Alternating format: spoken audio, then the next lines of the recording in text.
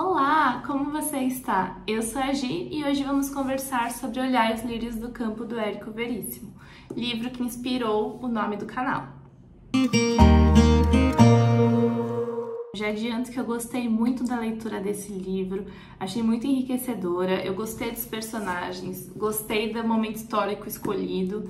Esse livro ele foi publicado em 1938 e a história é contemporânea, então ela se passa ali na década de 1930 também. Eu tive um pouquinho de dificuldade na primeira parte do livro, já vou explicar o porquê, mas acreditem, por incrível que pareça, essa dificuldade ela não estragou em nem um pouco a minha experiência, muito pelo contrário. Eu sinto que foi mais enriquecedora ainda por conta disso.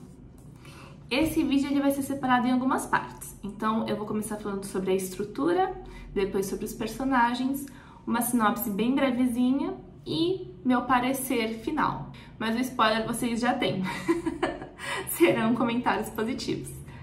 Enfim, vamos lá então. Como eu comentei que eu tive dificuldade na primeira parte do livro, sugere-se que tem mais de uma parte. Sim, esse livro ele é dividido em dois. Em ambas as partes, a gente acompanha a história do Eugênio, desde a infância até o momento presente, em que ele tá ali por volta dos 30 e pouquinhos anos. Na primeira parte do livro, a gente tem um telefonema do hospital chamando o Eugênio com urgência.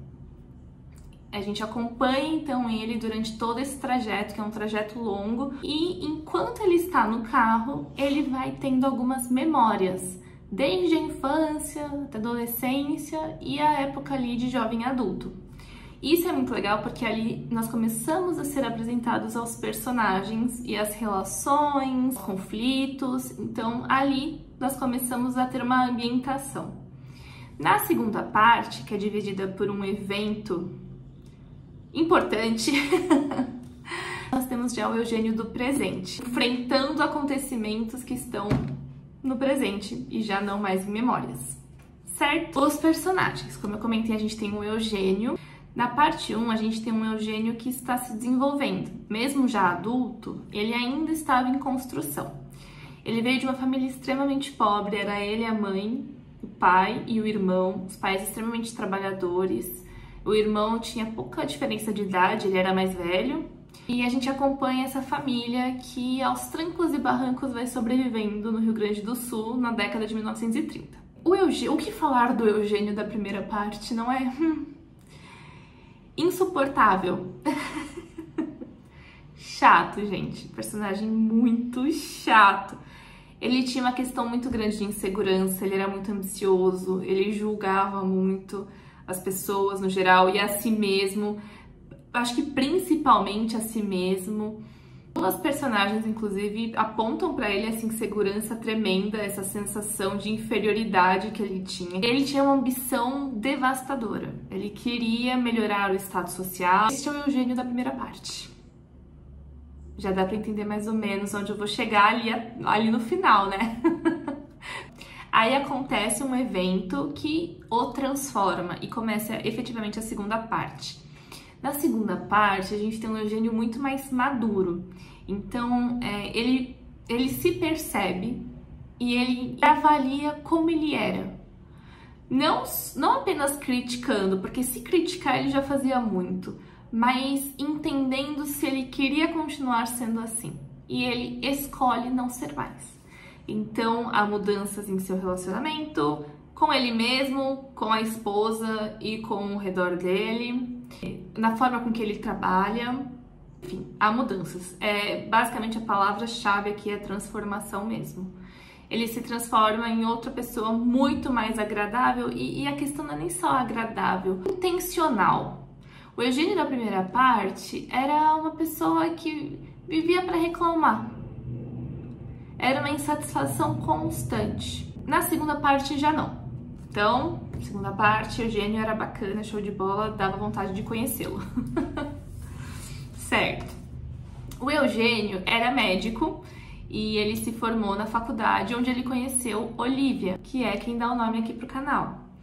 A Olivia já era bem o oposto do Eugênio, assim. Ela também era de origem bem humilde, mas ela tinha uma visão de mundo muito mais leve, muito mais até sensata, enxergava a realidade de uma maneira otimista, mas com um pezinho no chão também. Então ela também tinha algumas críticas, principalmente relacionadas à vaidade, aos status sociais, a forma com que o mundo estava sendo governado, enfim. Ela tinha críticas bem fortes, era bem ideológica. Se tornam amigos e eles se apaixonam. Então temos aqui Eugênio e Olivia. Apesar disso, não é com ela que ele se casa. Pois é, isso a gente sabe logo na primeira página, tá, gente? Que é uma outra pessoa, a esposa dele. Na verdade, ela se chama Eunice. E ela é uma mulher também oposta, tanto ao Eugênio quanto a Olivia. De origem mais abastada, ela era extremamente culta, ela gostava muito de ler, de discutir psicanálise, artes no geral e tal. Só que ela era uma pessoa um pouquinho, como eu posso dizer isso de uma maneira leve? Ela era um pouquinho superficial. Ela era bem superficial. Todas as cenas dela, ela se coloca como quem está no comando ali, né? Existe um sarcasmo. Ela, enfim, pra ela a vida é maravilhosa, bela, mas a personagem em si superficial. Ela é filha do velho Sintra, que é como ele é apresentado pra gente. Era um dono de indústrias. Então ele tinha muito dinheiro ali. Ele se casa então com a Eunice, tem o velho Sintra como sogro, e essa família ela é próxima da família Lobo, que é composta por Felipe, Isabel e Nora. Bom, vamos lá. Felipe é um engenheiro também muito rico. Ele quer construir o maior prédio. Agora me foge se é do Brasil, da América do Sul, da América Latina, gente. Mas ele quer construir um prédio gigante. Chama, inclusive, acho que Megatério. Ele tem uma esposa, que é a Isabel. A gente não tem um contato muito profundo com ela. As únicas informações que temos é que ela faz parte dessa família. Ela é a mãe e esposa. E ela tem um relacionamento extraconjugal, tá? Inclusive, ela se apaixona pelo amante. E temos a Nora, filha adolescente desse casal. E vamos lá, como eu comentei, esse livro se passa na década de 1930, o que tínhamos nesta época. Sim, a ascensão do nazismo, né? E o fascismo. Um capítulo desse livro, inclusive, que eles estão discutindo sobre isso e eles se colocam como a favor dos princípios fascistas e também se colocam contra os judeus. Acontece que a Nora se apaixona por um coleguinha de turma que é pobre e é judeu. A família, ela simplesmente despreza a ideia de um relacionamento entre esses dois. Só que os pais dela não são muito presentes, então ela sofre bastante em relação a isso. E temos o Dr. Seixas, que depois da Olivia é meu personagem favorito. Ele se formou médico muito antes do Eugênio, quando o Eugênio era criança, inclusive, o Dr. Seixas já atendia e atendia inclusive os pais dele. Então muitas vezes ele tratava pessoas que nem podiam pagá-lo, né? Então era uma vida bem humilde, bem simples mesmo. Bom, agora vamos falar um pouquinho sobre a sinopse. O livro, como eu comentei, trata da vida do Eugênio. Na primeira parte, nós somos apresentados à infância dele, então ele teve uma infância muito sofrida, ele sofria bullying na escola, ele era muito pobre, os pais dele tinham muita dificuldade de ganhar dinheiro, né, de cuidar da casa. O pai dele, inclusive, estava doente já quando ele era criança. A gente sabe que o ambiente, ele tem, sim, um impacto em relação a como nós nos colocamos no mundo. Então esse menino sofreu desde muito criancinha. Considerava sim que ele estava abaixo dos outros, que ele era inferior. Teve impacto no desenvolvimento dele, é inegável. Apesar de todos esses conflitos, esses problemas, essas dores, ele era muito esforçado. Logo na adolescência, ele foi para um colégio melhor, ele conseguiu entrar na faculdade de medicina, se formou médico, principalmente porque ele queria elevar o seu status social. Ele então se forma em medicina. No momento da graduação, ele chegou ali nela, foi bater um papinho com ela, e aí eles começaram a trabalhar juntos, eles eram super amigos, muito próximos, tinham várias conversas reflexivas sobre a vida, eles se apaixonam. Eles começam ali um rolozinho, e a Olivia fala, bom, eu vou ter que viajar. Ela, não lembro se ela ia estudar ou trabalhar em outra cidade. E aí ela foi embora. Aí é o momento em que aparece nossa queridíssima peronomútil Eunice. O Eugênio foi cuidar de alguém ali na casa dela. E aí ela o conhece e aí começa um certo flertezinho. Ele se casa com ela não quer ter filhos, então ele não tem filhos com ela. Acontece que o Eugênio chega no hospital. Lembra que eu falei que ele estava fazendo toda uma viagem até o hospital porque ele foi telefonado e tudo? Ele foi telefonado no caso, gente, porque agora, surpresa, a Olivia pediu para chamá-lo, hospitalizada. Acontece uma situação que o transforma. Ele começa a enxergar a vida de uma maneira um pouquinho diferente, assim. Ele descobre que ele tem parentes que ele não sabia. Ele fica muito mais próximo aos pensamentos da Olivia e ele decide mudar de vida. Ele muda o relacionamento dele com a Eunice, ele, de certa forma, ele trabalhava também com o sogro, né? Então ele era médico, mas ele também fazia parte ali da sociedade, da indústria X lá. E ele decide sair, eu vou trabalhar com a minha medicina, não vou mais fazer isso.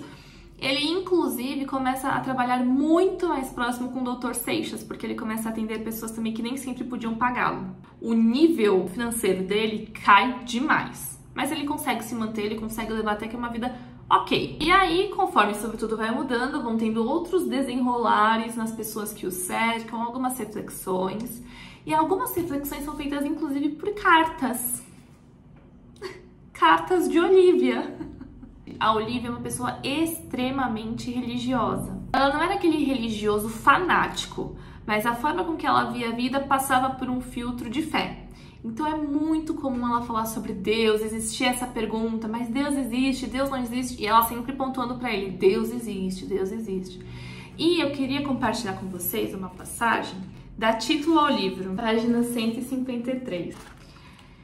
Então, basicamente, nessa carta aqui, todas as cartas dela são apresentadas assim, em itálico pra gente. Vocês conseguem ver? Tá em itálicozinho. E aí ela fala sobre o Sermão da Montanha. E ela termina essa carta como se não fosse nada. Ela só fala um negocinho assim, ó.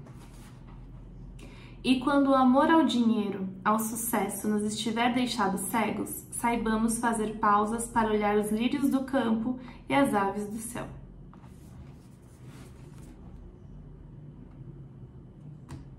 É isso, né? Foi o meu favorito aqui no livro, foram as cartas dela. É basicamente ela falando sobre simplicidade. Nós temos essa busca incessante pela conquista, por ter, né?